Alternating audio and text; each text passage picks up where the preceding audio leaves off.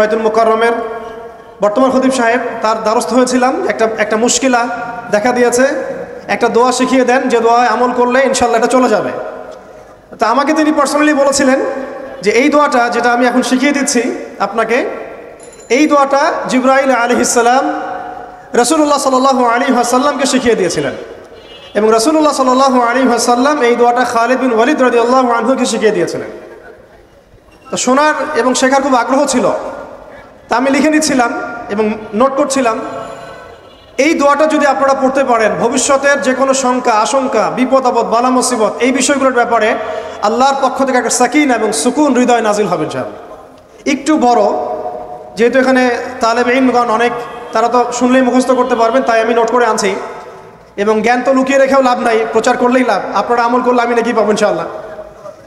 তো এই দোয়াটা হচ্ছে আউযু বিকালিমাতিল্লাহি তাম্মাতিল্লাতি লা ইউজাবিজুহুন্না বাররুন ওয়ালা ফাজির মিন শাররি মা খালাকা ওয়া যারআ ওয়া বারআ ওয়া মিন শাররি মা ইয়ানজিলু মিনাস সামাই ওয়া মা ইয়া'রুজু ফিহা ওয়া মিন শাররি মা যারআ ফিল আরদি ওয়া মা ইয়াখরুজু মিনহা ওয়া মিন শাররি ফিতানিল লাইলি ওয়ান নাহার ওয়া মিন শাররি তাওয়ারিকিল লাইল ইল্লা তাওয়ারিকান ইয়াতরুকু বিখাইরিন ইয়া রহমান। এই দোয়াটার উপর আমল করতে থাকেন, দেখেন ভবিষ্যতের আশঙ্কা দূর হয়ে যাবে ইনশাআল্লাহ। আল্লাহ পাক আমরা সবাইকে 4টা গুণ হাসিল করার তৌফিক দান করেন।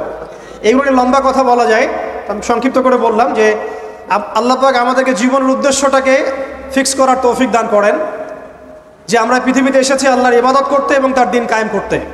এবং এই মিশনে আমাদের প্রথম দরকার হচ্ছে দ্বীনি ইলম অর্জন করা, এবং এটা একটা লম্বা সিলসিলা, এই ব্যাপারে তাড়াহুড়ো না করা। এবং 3 নাম্বার, বুজুর্গ ওলামায়ে কেরামদের সোহবতে থেকে দ্বীনের জ্ঞান হাসিল করা। এতে করে জ্ঞানের সাথে সাথে আধ্যাত্মিকত্ব হাসিল হবে ইনশাআল্লাহ। আর আধ্যাত্মিকত্ব হাসিল না হলে বাইরের চোখ দিয়ে যদি আমরা দেখি, তাহলে এই বিশ্বটাকে চিনতে, বুঝতে এবং সমাধান বের করতে আমরা বেগ পাবো। এবং কোনো কোনো ক্ষেত্রে আমরা সত্যকে মিথ্যা মনে করতে পারি, মিথ্যাকে সত্য মনে করতে পারি। আল্লাহ পাক আমাদের খিদির আলাইহিস সালামের দৃষ্টিভঙ্গি দান করেন, আমিন। আর 4 নাম্বার, প্রত্যেক তালেব ইলমের এবং যারা আল্লাহর পথের সেনানী হতে চান, হতে চাই, আমরা মুজাহিদ হতে চাই, মুবাল্লিগ হতে চাই, মুহাদ্দিস হতে চাই, বা দ্বীনের পথে আমরা শহীদ হতে চাই, এই তামান্না যাদের আছে তাদেরকে 4টা গুণ হাসিল করতেই হবে। আল্লাহ পাক তৌফিক দান করেন।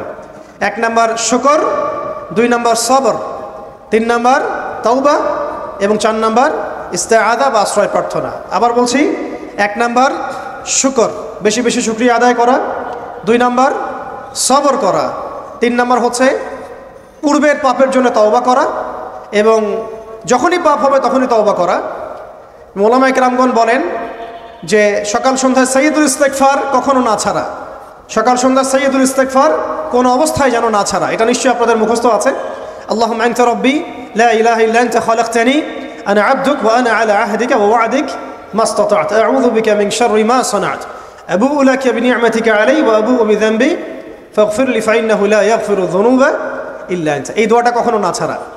এবং যখন পূর্বের কোনো পাপের কথা মনে হয় যে এতদিন আগে আমার একটা পাপ হয়ে গিয়েছিল, মনটা একটু খারাপ হতে পারে, চোখে পানি আসতে পারে, ইমিডিয়েটলি পড়তে বলা হচ্ছে আস্তাগফিরুল্লাহ ওয়া আতুবু ইলাইহি, আস্তাগফিরুল্লাহ ওয়া আতুবু ইলাইহি। আল্লাহ পাক সবাইকে খাস তওবা করার তৌফিক দান করেন। এবং 4 নাম্বার হচ্ছে আমাদের জন্য জরুরি, সেটা হলো ইস্তেআযা বা আল্লাহ পাকের কাছে আশ্রয় প্রার্থনা করা। আল্লাহ রাব্বুল আলামিন আমাদের সবাইকে তার কাছে আশ্রয় প্রার্থনা করার তৌফিক নসিব করেন, আমিন। ওকে, আচ্ছা, আমরা সংক্ষিপ্ত করে শেষ করে দিচ্ছি।